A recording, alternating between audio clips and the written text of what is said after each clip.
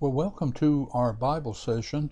We have a very special weekend. I believe it's Monday, this Memorial Day, and we need to remember those people. Those people gave their lives so you and I could have the freedom of being here today doing what we do.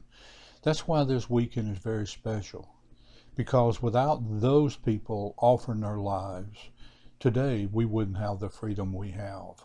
We owe them so much, and it's not just, I mean, our soldiers, what can you say?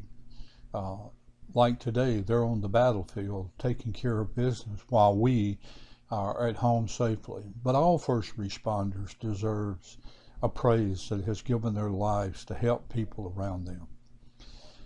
We look at today no greater love. And I know that you've heard that in the Bible, John 15:13. Helps us when we reflect on Memorial Day. And it says this: no greater love has no one than this, to lay down one's life for one's friend. That's what they do. I had an opportunity to serve in the military along with some others, and we understand that what we're doing. We know what could possibly could take place. Now, on Memorial Day, we want to stop and pause, not just as an individual, but as a nation, that we remember those that stood up for our country. We want to remember the brave men and the ladies and those who answered a call greater than themselves. You see, they stepped into uncertainty, into danger, into sacrifice, and many of them will never come home. Their lives were not merely lost, they were given willingly, courageously, sacrificially. And as we reflect on their sacrifice, we hear the words of Jesus echo through time: no greater love. These words were not spoken in theory. Jesus said them on the night before the cross. He knew what was coming. He knew the pain, the rejection, the suffering, and still Jesus chose love and chose to give his life for you and I. He chose to lay down his life not only for his friends, but even for those who deny him, betray him, and even those who crucified him. So today we stand at the intersection of remembrance and revelation, and Memorial Day points us to sacrifice, and Scripture shows us the greatest sources of the greatest sacrifice at all. And that is love that sacrifices. You see, true love always costs something. The men and women we honor today understood that. They went off thinking what they were doing was protecting our country, protecting our way of life, and they did so for family and for many others that live. They sacrificed themselves for the freedom that we are granted today and the freedom that we enjoy today, because without them we would not have that. And so we owe them so much that I pray that we won't forget exactly what it is that we owe them. Now, love that forgives when it hurts is what these people did. Love that serves when it's inconvenient, and love that gives without expecting anything in return. That's the love that Jesus shares with us, and that's the kind of love that these people had to go off and give their lives for us. And then we see love in a divided and hurting world. The conflicts today, there's so much of them on our media today, the political things that goes on, social, radical, religious even. We live in a world that's so divided it's unreal. Even the church itself is divided. And that's not what God intended. God intended for us to be one people united in him.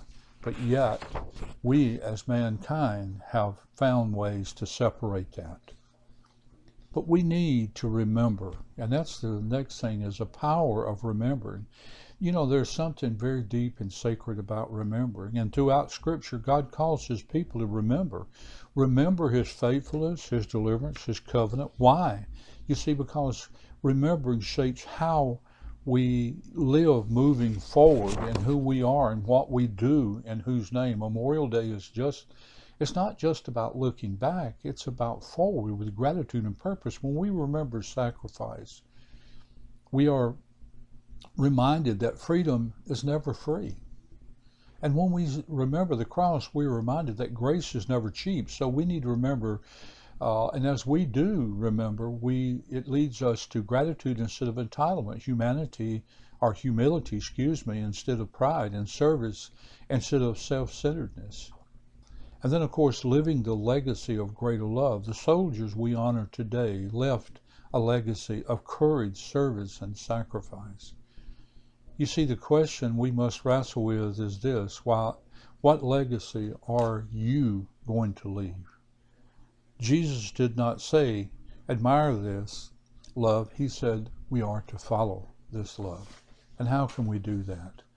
So in your relationship, by choosing forgiveness over bitterness, in your community, by choosing service over indifference. Sometimes laying down your life doesn't mean dying. It means dying to self. It means surrendering your will, your comfort, your ego, so that Christ's love can live through you. And then hope beyond sacrifice. Memorial Day carries both sorrow and gratitude. We grieve those who are gone, but we honor what they gave. The cross carries that same tension, deep sorrow, yet unshakable hope, because Jesus did not remain in the grave. His sacrifice was not the end of the story. It was the beginning of a new life. And because he lives, love still has power. Sacrifice still has meaning, and hope is still very much alive. So even in a broken world, even in divided times, we are not without hope. The same love that helped Jesus on the cross is the same love that holds us today. So as I start bringing this to a close, think about what an important day this is. This Memorial Day, let's do more than remember. Let's respond. Let the sacrifice of the fallen stir gratitudes in our hearts. Let the sacrifice of Christ transform how we live. May we be people who love deeply and serve faithfully and give sacrificially. Because in a world searching for meaning, healing, and hope, there is no greater love than this.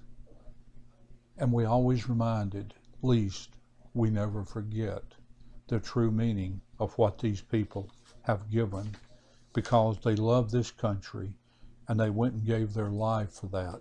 So you and I could have the freedom that we have today to do the things we do. If it wasn't for them, I would be sitting here probably talking to you about what I'm talking to you about. So this weekend is important.